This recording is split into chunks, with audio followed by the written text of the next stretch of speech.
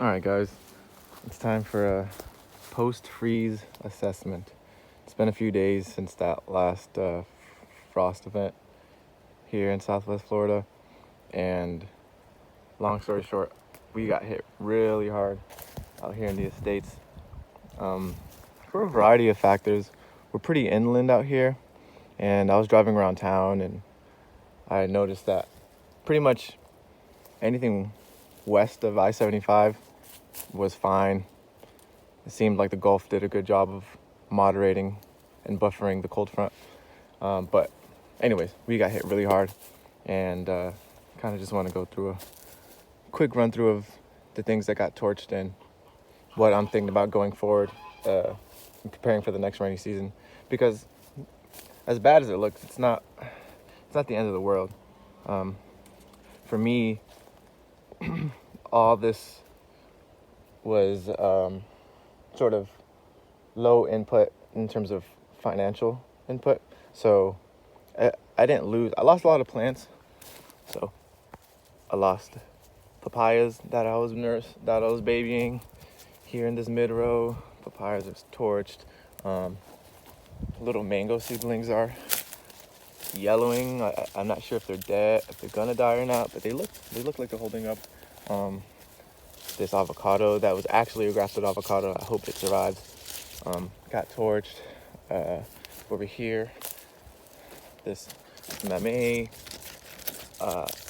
is not dead because I did a good job of covering up with palm fronds and bags, and starfruit is torched, but I'm pretty sure it'll come back. So a lot of these things that are torched, like the bananas,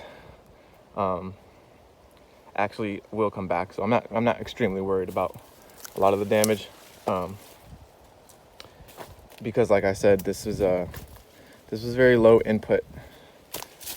All these seedling avocado mangoes that you see were free. I just ate mangoes and then planted them. So the major investment was my time and energy, and my time and energy went into building the soil. So the soil is still here, as you can see. Look at all that mycorrhizae. Let's take a look here. Look at that. So that's the real deal. That's what I put all my labor into, and that's still here. So I'm not really bummed about the loss of plants, although I did spend some money on some plants. I feel like this was a good learning lesson. All my pineapples are looking torched. I'm not sure if they'll come back or not, but we'll see. Yeah, it's been a good learning lesson to really continue in that style that I've been doing, which is more of a long-term, slow and low kind of way of planting, where I keep every time I eat an avocado or a mango, I'll plant the seed, so that there's a lot of variety and diversity. One thing that did survive is these jackfruits, and I'm hoping they'll continue. But at the end of the day, like I said, I'm not really bummed in the grand scheme of things, because a lot of the stuff will come back, and I kind of have a clean slate to plant with even more diversity and more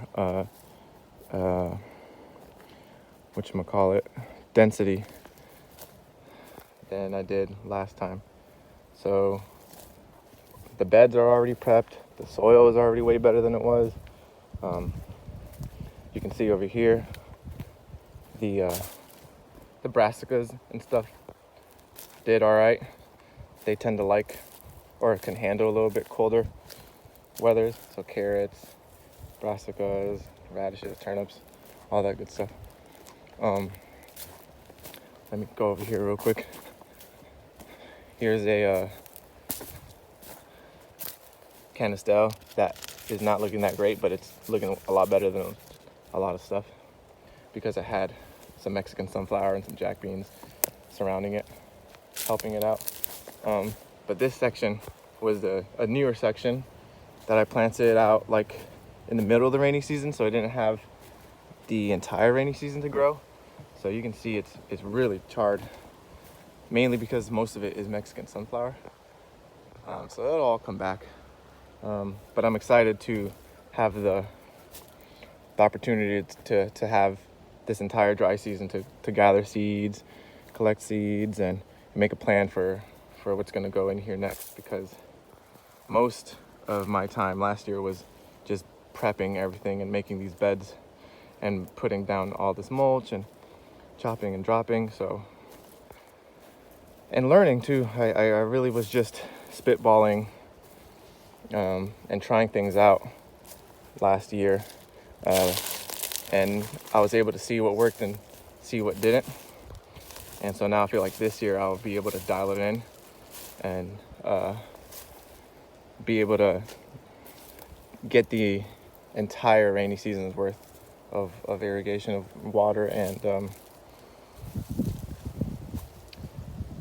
and yeah, I feel like this is kind of Mother Nature's way of telling me that I did a pretty decent job the first time around in the way I planted things, but I could do an even much better job the second time around. So we're gonna keep working on the soil, keep planting in high density, a lot of diversity, and kind of wanted to just have this video out there so that see the reality of what, you know, people who grow food, they have to go through. You can't control Mother Nature, so she has her own plans. You can only roll with the punches and